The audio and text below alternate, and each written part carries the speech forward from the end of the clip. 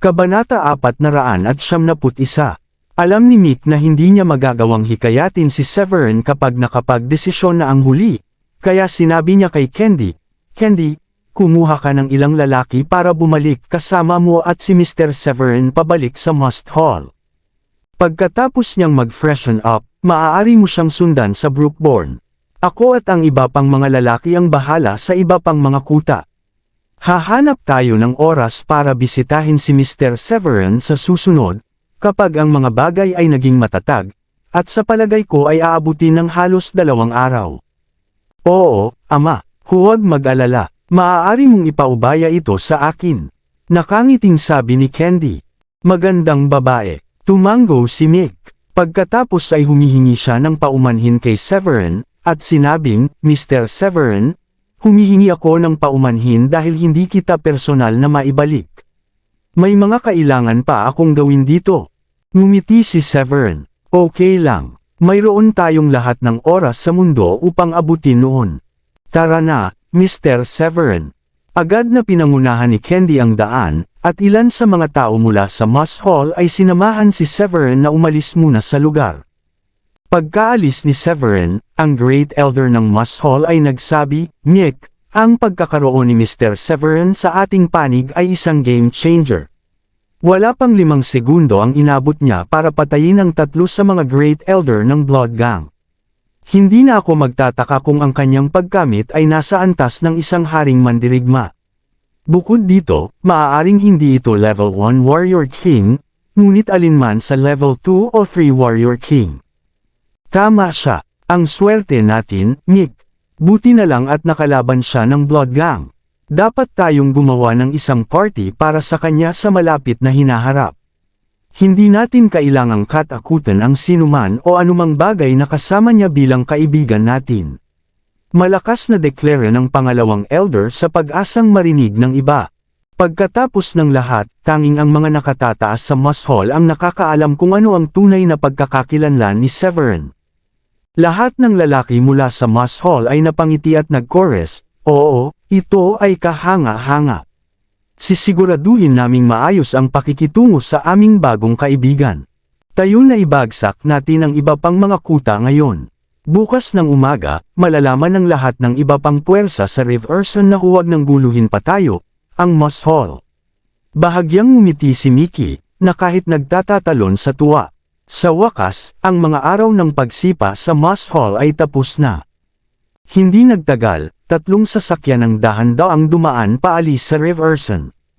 Ang sasakyan sa unahan ay inatas ang magbukas ng daan, habang ang sasakyan sa likuran ay may tungkuling protektahan ng convoy, at ito ang naglagay kay Severin sa sasakyan sa gitna.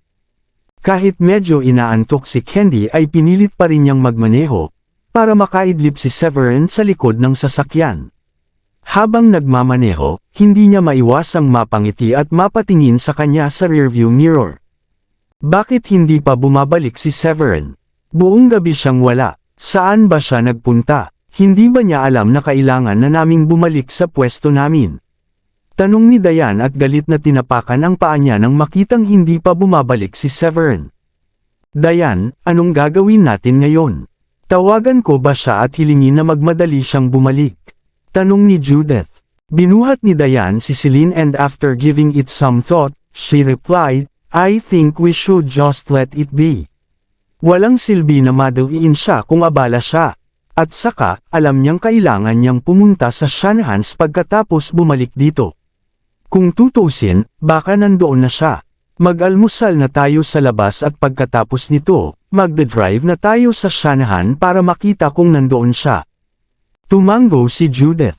Lumabas tayo pagkatapos. Parehong alam ni na Judith at Diane na bibisita si Valerian sa mga Shanahan sa araw na iyon, kahit na hindi nila alam kung anong oras.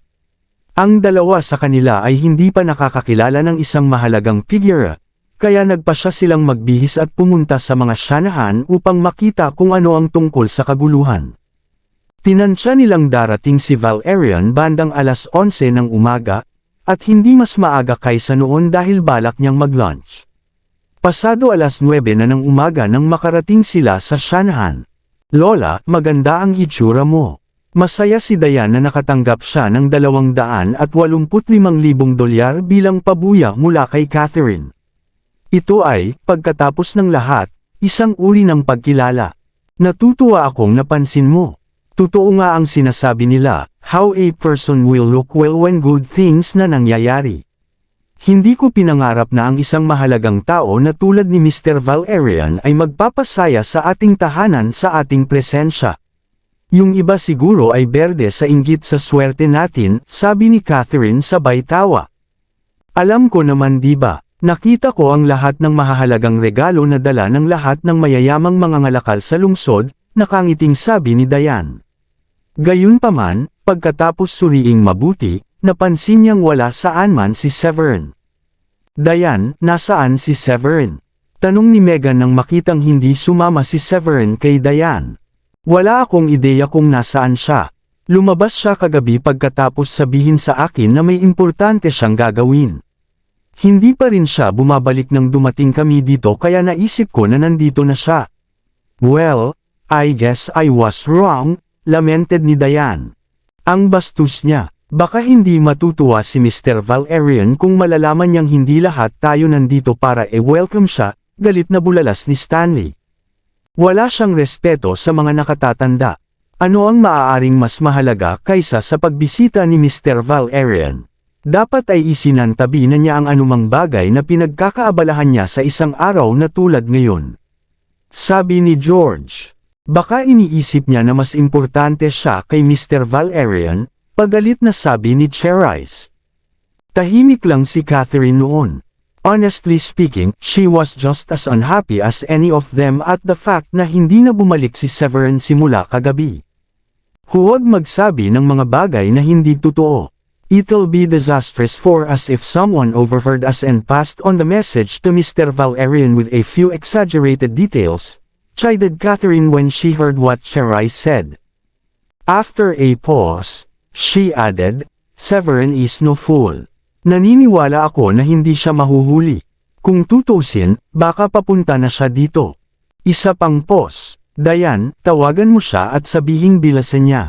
Kung hindi siya makakarating sa oras, tanungin siya para pumasok ng palihim mula sa likurang pinto. Sa ganoong paraan walang makakakita sa kanya. At dapat tayong lahat pumunta palabas in a big group to welcome Mr. Valerian para mahirapan siyang mapansin kung si Severin ay wala doon. Tama ka. Gayunpaman, sa pagtatapos ng araw, si Severin ay hindi nauugnay sa atin sa pamamagitan ng dugo. Siya lang ang asawa ng isa sa maraming apo. I'm sure hinding-hindi mapapansin ni Mr. Valerian na wala ang isang katulad niya, nakangiting sabi ni Cherise. Inanunsyo ang pagdating ni na Mr. Valerian at Mr. Zacarias. Sigaw ng butler sa labas. Ang oras ay nagpakita ng 9:00 ng umaga. Ay shit, nandito na siya. Wala na akong oras para tawagan si Severin, bulalas ni Diane na madilim ang mukha. Napatalon si Felicia sa takot, at nagmamadaling nagtanong, ano ang dapat nating gawin? Ang katotohanang nandito si Mr. Valerian nang mas maaga kaysa sa inaasahan ay talagang pinapahalagahan niya tayo. Tiyak na maiinis siya kapag nalaman niyang hindi pa tayo lahat nandito. Si Catherine, gayunpaman, ay kakaibang kalmado. Hindi na kailangang magpanik. Hindi naman masyadong close si Mr. Valerian kay Severin. Sa napakalaking grupo na tulad natin, magtatagal siya para mapansin niyang wala sa atin si Severin. Magpapanggap na lang tayo na nandito na si Severin at lalabas para salubungin si Mr. Valerian sa loob ng 10 segundo o higit pa. Pagkatapos ay magkakalat tayo sa sandaling bumalik tayong lahat sa loob. Sigurado akong hindi niya mapapansin ang kawalan ni Severin kung gagawin lang natin ang sinabi ko. Mom, huwag kang mag-alala. Huminga ng malalim. Tama si Lola. Magiging maayos ang mga bagay. Magiging masyadong abala si Mr. Valerian para mapansin ang pagkawala ni Severin. Tatawagan namin si Severin sa sandaling bumalik kami sa bahay at sabihin sa kanya na pumasok mula sa likod ng pinto, sabi ni Megan kay Felicia. Tara na, hinihintay na tayo ni Mr. Valerian, sabi ni Catherine. Pagkatapos, pinangunahan niya ang buong pangkat palabas. Ang mga Ballard ay nagbigay ng regalo na gintong estatwa, regalo ng klasikal na pagpipinta, at iba pang regalo. Nasa kalagitnaan na ang mga Shanahan sa labas nang mabigla sila sa mga regalo na ibinigay ng mga Ballard. Ang lahat ng pinagsama-samang kaloob ay mas mahalaga kaysa alinman sa mga regalo na ibinigay ng iba pang prestihiyosong pamilya. Mukhang kapalaran ng aming pamilya ang yumaman, naisip ni Catherine. Magalang naming binabati ka, Mr. Valerian, chorus ng Shanahans, at yumuko sa kanya sa perpektong pagkakaisa. Hindi sila nang ahas na itaas ang kanilang mga ulo hanggat hindi binigyan ng hudyat na gawin ito. Salamat, salamat. Bumangon kayong lahat, nakangiting sabi ni Valerian. Pagkatapos ay ikinaway niya ang kanyang kamay, senyales na gawin iyon. Agad namang nakahinga ng maluwag si Catherine matapos tumayo ang lahat. Ang mga Shanahan ay maaaring magkalat ngayon at sa oras na iyon, walang makakapansin na wala si Severin. Lola Catherine, nasaan si Severin? Bakit hindi ko siya nakikita dito? Walang imik si Catherine dahil pinili ni Sheila ang mismong sandaling iyon para isigaw matapos mabigo na mahanap si Severin. Nagdilim ang bawat mukha sa mga Shanahan habang parehong pinagpapawisan sina Felicia at William. Hoy, tama siya, wala dito si Severin. Nasaan ba talaga siya? Tanong ni Valerian na nakakunot ang noo. Pagkatapos ng lahat, si Severin ang master ni Warren, isa sa 4 na Great War Gods, at dahilan kung bakit siya nakapunta dito para bisitahin ang mga Shanahan. Si Severin din ang dahilan kung bakit sumilip si Warren. Siya ay may lubos na paggalang sa kanyang Panginoon at nais na gumugol ng ilang oras sa pakikipag-usap sa kanya. Lumuhad sana si Valerian sa harap ni Severin kung hindi lang binalaan siya ni Warren na huwag ilantad ang pagkakakilanlan ni Severin bilang Supreme Leader. Si Catherine na nakaharap sa maraming bagyo sa nakaraan ay nasa sobrang takot, at hindi niya alam kung ano ang sasabihin. Sa katunayan, siya ay labis na natakot na ang lahat ng kulay ay nawala sa kanyang mukha. Hindi pwede. Talagang bastos si Severin na hindi batiin si Mr. Valerian kapag kinuha na niya ang oras upang bisitahin. Aba, kasing sarap nitong bigyan ng sampal si Mr. Valerian. Ang mga mayayamang mga ngalakal na nakatayo sa gilid ay nagsimulang magtsismisan ng mapagtantong nilang nawawala si Severin. Sa katunayan, ang ilan sa mga mayayamang mga ngalakal ay sa loob-loob na nagkukuskos ng kanilang mga kamay sa tuwa sa pagliko ng mga pangyayari habang sila ay naninibugho sa mabilis na pagtaas ng tagumpay ng mga Shanahan. Sila ay naghihintay sa mga Shanahan na gumawa ng isang maling hakbang at siguradong walang handang makipagtulungan sa kanila kapag naipakita na ni Valerian ang kanyang sama ng loob. Naramdaman siguro ni Zacarias na may hindi tama at mabilis niyang sinenyasan si Sheila na tumahimik sa kanyang mga mata.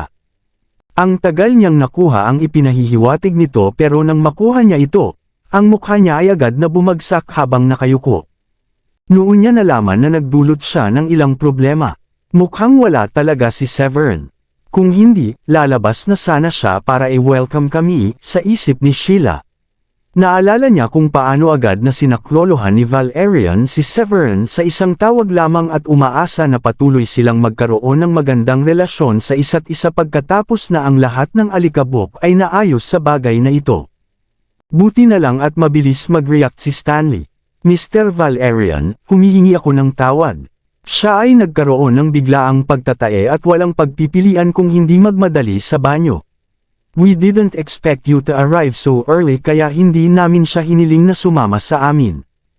Haha, all good, sabi ni Valerian na may kasamang ngiti. Hindi niya talaga iniisip ang isang paraan o iba pa. Nakahinga ng maluwag ang mga Shanahan nang mapagtantong nilang hindi galit si Valerian. Gayunpaman, sa sandaling iyon, isang kotse ang pumasok at huminto sa isang bakanting field na medyo malayo. Walang ibang bumaba sa sasakyan kundi si Severin. Ay shit, tapos na ako para. Bulalas ni Stanley nang makitang naglalakad si Severin papunta sa kanila. Ilang segundo na ang nakalipas ay tinatapik-tapik pa niya ang kanyang sarili sa likod para sa kanyang mabilis na pag-iisip ngunit ang hitsura ni Severin ay nangangahulugan na ang kanyang mga kasinungalingan ay ganap na naputol. Ang krimen ng pagsisinungaling kay Valerian ay mas malala pa sa krimen ng pagiging huli. Gaya ng inaasahan, sarkastikong itinuro ng isa sa mayayamang mga ngalakal, "Hoy, hindi ba si Severin iyon? Noong sinabi mong nasa banyo siya, ibig mo bang sabihin ay nasa kotse siya?" Okay lang si Severin. Marahil ay nasa inidoro siya sa labas ng mansyon ngunit hindi iyon maaaring mangyari.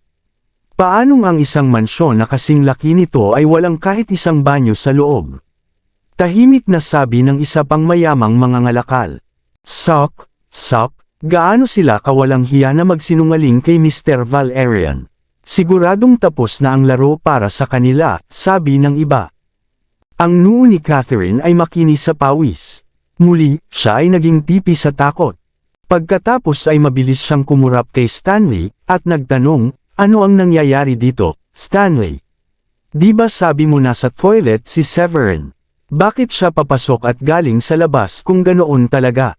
Alam ni Stanley na gusto siya ni Catherine na mabilis na mag-isip ng magandang dahilan para mapawi ang sitwasyon. Ang kanyang isip ay nagsimulang umikot ng mabilis, at natagalan siya upang sa wakas ay magpaliwanag na may malungkot na mukha. "Paano ko malalaman, Lola? Siya ang nagsabi sa akin na siya ay nasa banyo. Ako lang ay nagulat din kasama sa inyo nang makita siyang bumaba ng sasakyan." Then, to make it more believable, nilapitan niya agad si Severin at tinanong siya, "Severin, hindi ka ba pumunta sa toilet? Paano ka lang makakabalik mula sa labas pagkatapos dumating si Mr. Valerian ilang sandali na ang nakakaraan?" Gayunpaman, hindi natakot si Severin na masaktan si Valerian. Ngumiti lang siya at kinuyam ang mga kamay bilang pagpupugay. "Kumusta, Mr. Valerian? Ikinalulungkot ko ngunit kailangan kong asikasuhin ang ilang mga kagyat na bagay. Sana mapatawad mo ako sa aking pagkahuli." Kabanata 475. Holy shit, may bola ang batang ito. Hindi lang siya nagsinungaling tungkol sa pagpunta sa banyo ngunit naglakas loob siyang kausapin si Mr. Valerian na parang magkaibigan sila. Sabi ng isang tao matapos masaksihan ang pinakabagong pag-unlad. Nagulat din ang mga Shanahan. Nagpahiwatig na si Stanley kay Severin pero hindi man lang niya pinansin. Bakit ayaw tanggapin ni Severin ang pahiwatig? Hindi ako makapaniwala na sinabi niya talaga kay Mr. Valerian na mayroon siyang iba pang kagyat na bagay na dapat asikasuhin. Hindi nila maiwasang magtaka kung magagalit ba si Valerian kay Severin. Gayunpaman, sa hindi inaasahan ng lahat, ngumiti lamang si Valerian at sinabing, "Ayos lang. Maaaring maglaan ka ng oras upang tapusin ang anumang ginagawa mo. At saka, kasalanan ko kung bakit maaga akong pumunta dito at hindi ko nakumpirma ang oras ng pagbisita sa inyong lahat. Sisiguraduhin kong mas makonsiderasyon sa susunod." Natulala ang lahat. Hindi lang galit si Valerian kundi medyo tumunog pa siya na humihingi ng tawad. "Haha, huwag kang mag-alala. Mas malugod kang pumunta para sa ilang inumin anumang oras na gusto mo," sabi ni Severin. Si Zacarias na nakatayo sa likod ni Valerian ay medyo natigilan. Mukhang close talaga sina Severin at Valerian sa isa't isa. Kung hindi sila mag-uusap ng informal sa isa't isa, naisip niya. "Haha, mabuti naman kung ganoon. Siguraduhin maupo ka sa tabi ko mamaya para makapag-enjoy tayo ng kaunting inumin," sabay-sabay na sabi ni Valerian. "Isang karangalan para sa akin ang uminom kasama ka."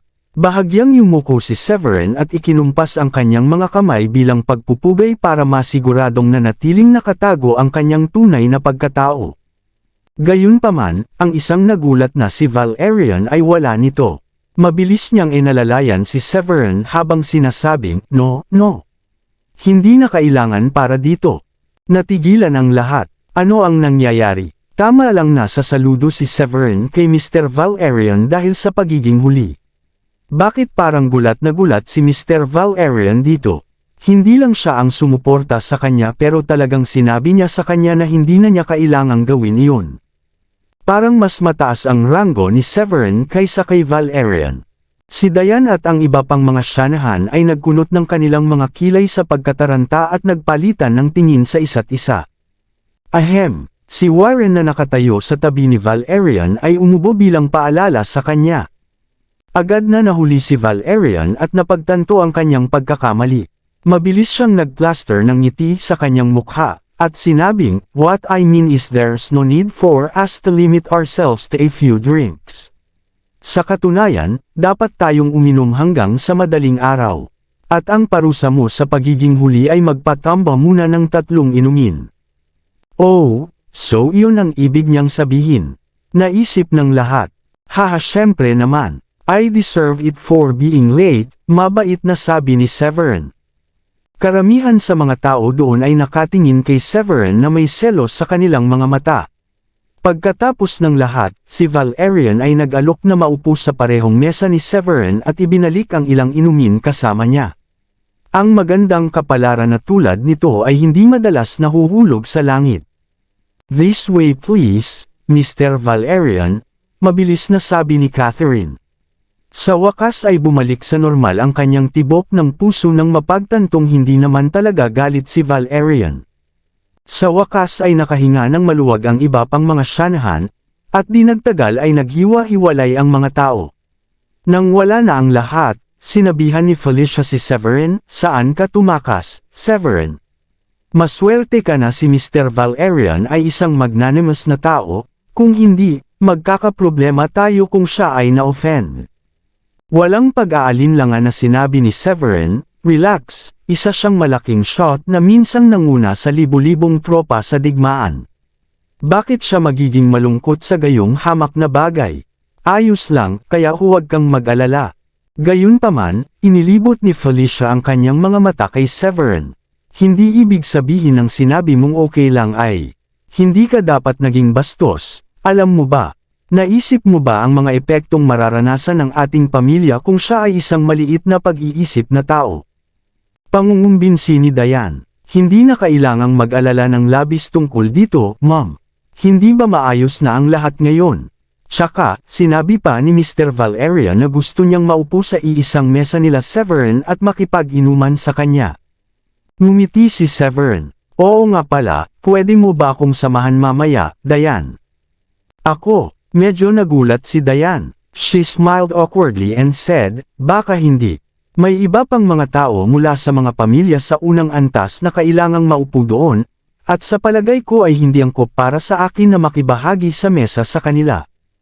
Halika, magiging maayos ito. Ito ay nararapat sa lahat, at sasabihin ko na hindi ito ay maaaring mas angkop para sa iyo na umupo doon dahil ikaw ang aking asawa." Ngumiti si Severin at sinigurado sa kanya. "Sige na." Tumango si Diane. Sa pagkakataong iyon, dinala ni Zenoa sina Keegan at Lynette, at agad namang lumuhad ang dalawa sa harapan ni Severin. "Salamat sa pagtulong mo sa amin, Mr. Severin. Mawawala kami ng kapatid ko kung wala ang iyong kabaitan." Yumuko si Keegan kay Severin pagkatapos lumuhad. "Salamat sa iyong tulong, Mr. Severin. Ikaw ang aming tagapagligtas." Dagdag ni Lynette. "Mangyaring bumangon kayong dalawa." Nakaramdam ng kaunting awkward si Severin na lumuhad silang dalawa sa kanyang harapan, sa harap ng napakaraming tao, kaya agad niya silang tinulungan at sinabing, "It wasn't a big deal para sa akin sa lahat, kaya huwag masyadong isipin ito." Si Zenoa naman ay taimtim na tumutol, "Pero malaking bagay ito, Mr. Severin. Iniligtas mo ang buhay ng aking 2 anak, kaya ikaw ay isang tagapagligtas para sa aming pamilya." Pagkatapos ay naglabas siya ng isang maliit na palawit ng jade at hindi napigil ang sabihin, "Mr. Severin, sigurado akong alam mo na hindi ko kayang suklian ka sa iyong kabaitan pagkatapos na malugi ang aking negosyo sa ibang bansa. Gayunpaman, mayroon akong isang jade pendant na palagi kong isinusuot, at ito ay ipinasa sa mga henerasyon sa loob ng aming pamilya. Nais kong ibigay ito sa iyo bilang tanda ng aking pasasalamat, at taos-puso akong umaasa na tatanggapin mo ito." Agad na lumiwanag ang mga mata ni Severin nang masulyapan niya ito, dahil masasabi niyang hindi ito ordinaryong jade pendant, ito ay isang maliit na jade plaque na ginawang jade pendant. Ang Jade Pendant ay mukhang antigo, at makatuwirang asahan na ang isang bihasang individual na may mataas na kakayahan ay maaaring nagtago ng ilan sa kanilang makapangyarihang mga diskarte o pagsasanay sa pagsasanay. Iyon ang dahilan kung bakit maaaring magmana ng mga turo ang ilang tao pagkatapos matuluan ang kanilang dugo sa isang sirang palawit ng Jade.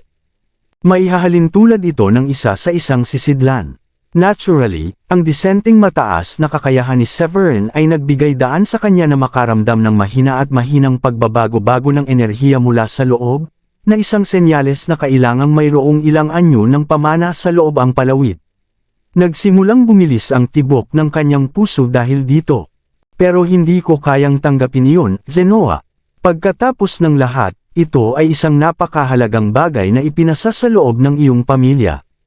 Kahit na alam ni Severin sa kaibuturan ng puso na ito ay isang tunay na halaga ng kayamanan na pagkuha, siya ay nanatiling magalang at mapagpakumbaba sa kabila ng nais na kunin ito kaagad.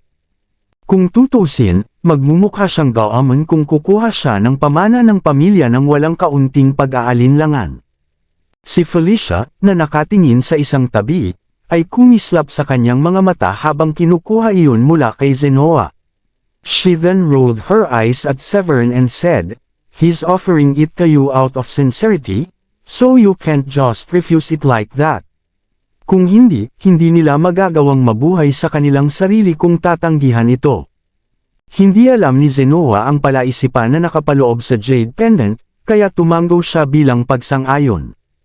Oo, Mr. Severin. I'd feel bad for the rest of my life kung hindi mo ito tatanggapin. Naiintindihan ko. Maraming salamat sa iyong kabutihang loob noon. Napangiti na lang ng awkward si Severin at sinabing oo at kukunin ko. Salamat, Mr. Severin. Nagpasalamat si Zenoa at ang iba pa kay Severin at pumunta sa isang tabi. Pagkaalis nila, itinaas ni Felicia ang Jade Pendant at sinimulang tingnan ito. Pagkaraan ng ilang sandali, hindi niya maiwasang magsabi, dapat ay antik ito. Sinabi niya na ito ay ipinamana mula sa kanyang mga ninuno, kaya sa tingin ko ito ay napakahalaga. Agad namang inunat ni Severin ang kamay at awkward na ngumiti. Binigay niya sa akin, kaya hindi mo ba dapat ibalik sa akin? Si Felicia, ang pagiging matako na babae na naghuhukay ng ginto, ay hindi kailanman magbibigay ng isang bagay na napakaganda kay Severin pagkatapos makuha sa kanyang mga kamay dito. Diretso niyang inilagay ito sa kanyang bulsa at sinabing, akala ko hindi mo gusto. Mukhang hindi ka interesado dito, kaya ano ang masama sa pagpapaalam na magkaroon nito? Ako ang iyong biyenan, pagkatapos ng lahat, at hindi dapat maging issue para sa iyo na bigyan ako ng Jade Pendant na hindi mo gusto. Walang imik si Severin. Kung alam niyang kukunin ito ni Felicia, tatanggalin na niya ang lahat ng kagandahang loob at tatanggapin na lang ito ng todo kanina. Ngayong naipasok na ni Felicia ang pendant sa kanyang bulsa, hindi na niya ito maabot at mailabas. Oo naman, napangiti na lang si Severin. Sumang-ayon siya dito pansamantala, alam niyang darating din ang pagkakataon na bawiin niya ito sa kanya. Nang maramdaman na may ilang uri ng mana na nakaimbak sa loob, naisip ni Severin na maaaring ito ay isang martial arts technique o katulad nito. Ang gayong mga kayamanan ay hindi kailanman mabibili, kahit na ang isa ay gumastos ng ilang milyon. Natutuwa akong makitang magagawa mo ito. Agad namang lumapit si Felicia para batiin ang ilang bisita. Si Diane ay nag-isip tungkol sa ilang mga bagay at hindi nagtagal ay pumunta siya upang batiin ang iba pang mga bisita, kahit na hindi nagtagal ay lumapit siya sa kay Keegan. Miss Diane, may maitutulong ba ako sa iyo? Nakangiting tanong ni Keegan nang makitang papalapit sa kanya si Diane. Hindi ba si Mr. Valerian ang nanguna sa isang pangkat ng mga tao upang iligtas ka at ang iyong kapatid? Bakit kailangan mong lumuhad at magpasalamat sa asawa ko? Maaaring ito ay isang hindi pagkakaunawaan. Tanong ni Diane sa kanya. Sumagot si Keegan na may pagtataka, don't you know, Miss Diane? Ang iyong asawa ay tila isang mabuting kaibigan kay Valerian. Noong kami ay na-hostage ng isa sa mga makapangyarihang organisasyon ng Falcodams, Ito ay isang tawag sa telepono mula kay Mr. Severin na humantong kay Mr. Valerian na dalhin ang kanyang mga tao at imbestigahan ang sitwasyon bago kami iligtas at lipulin ang organisasyon na iyon. Nagkaroon ng matinding kaguluhan sa puso ni Diane nang marinig niya iyon, dahil hindi niya inaasahan na mangyayari iyon. Napansin ni Keegan ang pagtataka nito, kaya't nilingon niya ang paligid bago bumulong. "Miss Diane, sinabi sa amin ng tatay ko na isa si Mr. Severin ay tahimik, low profile, at maladyos na savant. Naniniwala akong hindi niya sinabi sa iyo ang anumang bagay tungkol doon, batay sa kung gaano ka nagulat. Wala kang dapat ipag-alala sa isang lalaking tulad niya bilang iyong asawa." Maya-maya ay tumango si Diane. Malayo na yata ang napuntahan nina Severin at Mr. Valerian. No wonder masyado siyang walang pakialam nang makausap niya si Mr. Valerian kanina. Now that I think about it, si Severin siguro ang dahilan kung bakit tinanggap ni Mr. Valerian ang imbitasyon ko at bumisita sa pamilya namin. He never told me anything at all, and you don't know how worried I was earlier na magalit sa kanya si Mr. Valerian. Hindi mapigilan ni Keegan na matawa nang marinig ang mga reklamo nito. Haha, baka may mga bagay na gustong itago sa iyo si Mr. Severin dahil natatakot siyang takutin ka kapag malaman mo ito. Iisipin ko na karamihan sa mga tao ay hindi maniniwala sa kanya o paratangan siyang nagsisinungaling kung sasabihin niya sa kanila na kaibigan niya si Mr. Valerian. Napangiti si Diane, totoo yan. Sinong mag-aakala na ang isang ex-convict ay makakakilala ng isang taong hindi mahahawakan gaya ni Mr. Valerian? Kahit ako parang nananaginip ako pagkatapos kong marinig ang sinabi mo. Pagkatapos ay tinapos niya ang pag-uusap doon at sinabing, "Sige, iiwan na kita para magsaya ngayon. Siguraduhin kumain at uminom ng busog mamaya." Matapos maglakad ng ilang hakbang, tumingin muli si Diane kay Severin mula sa malayo at hindi maiwasang mapaisip sa sarili, "Hindi ko akalain na magiging low profile ka. I wonder kung may tinatago ka pa ba sa akin?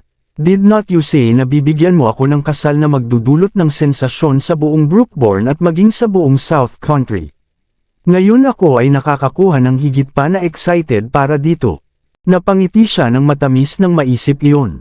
Isinasaalang-alang na mayroong higit sa 100 mga lungsod sa buong South County, palagi siyang nasa ilalim ng impresyon na sinusubukan lang ni Severin na magyabang. Dahil alam niyang si Severin ay may ilang sikreto, si Diane, lalo pang inaabangan ang kasal, at talagang nadama niya na kayang tuparin ni Severin ang pangako nito. Kung tutusin, hindi naman masyadong malayo kung kilala niya si Valerian. Magkagayunman, naguguluhan din siya kung paano nakilala ng isang taong nakakulong sa loob ng ilang taon ang isang pinuno ng digmaan tulad ni Valerian. Ang isang taong nasa digmaan sa isang larangan ng digmaan ay maaaring hindi pa nakikilala ang isang taong nakakulong, at walang kapani-walang paliwanag kung paano sila nagkakilala. Kahit na curious siya, pakiramdam niya ay hindi na kailangang tanungin si Severin tungkol dito dahil nagtiwala siya na ihahayag ni Severin ang kailangan sa kanya pagdating ng panahon. Kung wala pa siyang sasabihin sa kanya, malamang na naramdaman ni Severin na hindi pa tama ang oras. Ang pagtatanong sa kanya sa maling oras ay walang alinlangan na hindi magandang ideya. Teka, naaalala ko na sinabi niya sa akin na binigyan siya ng isang savant ng napakaraming pera kaya wala siyang problemang bilhin ang buong lungsod ng Brookborn. May pumasok na naman sa isip ni Diane at bumilis ang tibok ng puso niya. Gayunpaman, tinawag niyang hambog si Severin nang sabihin niya iyon sa kanya noon. Nang maglaon, sinabi ni Severin na mayroon lamang siyang mga 300 milyon, na kalaunan ay ipinakita niya sa kanya. Mayroon ba talaga siyang higit pa rito? Nasabi kaya niya sa akin na 300 milyon iyon dahil hindi ako naniniwala sa kanya, at natatakot siyang takutin ako. Napalunok si Diane sa gulat nang maisip iyon. Kung totoo ang sinabi ni Severin noong nakaraan, kung gaano karaming bilyon ang pag-aari niya. Maraming salamat sa lahat ng sumusubaybay. Please subscribe and follow my YouTube and Facebook channel, Filipino Novel. Maraming salamat po. Nanatili ang atensyon ni Severin sa Jade Pendant. Siya ay tiwala na mayroong isang bagay na kanais-nais na nakapaloob sa loob, At kahit na hindi niya alam ang eksaktong nilalaman nito, siya ay gayunpaman tiyak na magiging isang pag-aaksaya na ipaalam ito kay Felicia. Habang pinag-iisipan niya ang kanyang mga pagpipilian, nakita niya si Megan na nag-iisa. Isang ideya ang lumitaw sa isip niya at nagsimula siyang maglakad palapit sa kanya. Megan, pwede ba, humingi ng tulong sa iyo? Lumapit si Severin at nakangiting tinanong siya. Nang marinig iyon ni Megan ay gumanti siya ng ngiti. Ano ang kailangan mong gawin ko, kuya? Gagawin ko ito hanggat nasa kakayahan ko. Ang saloobin ni Megan kay Severin ay ganap na nagbago dahil ipinakita niya ang kanyang sarili na mayaman at hindi kapani-paniwalang may kakayahan. Pakiramdam niya ay umunlad ang mga siyanahan nitong mga nakaraang panahon dahil kay Severin, at tiyak na hindi magiging maganda ang mga bagay para sa kanila kung mayroon nito na hindi para sa kanya. Ang kanyang mga pangarap na makapagmaneho ng marangyang kotse at makabili ng kahit anong gusto niya ay hindi matutupad ng walang tulong ni Severin. Labis ang tuwa ni Severin sa narinig at sabay na nagningning ang mga mata, talaga. Well, natutuwa akong marinig iyon. Inalis ng nanay mo ang jade pendant na binigay sa akin kanina, and I feel bad asking her for it. Ang tanging pagpipilian ko lang ay humingi sa iyo ng tulong sa pagbawi nito.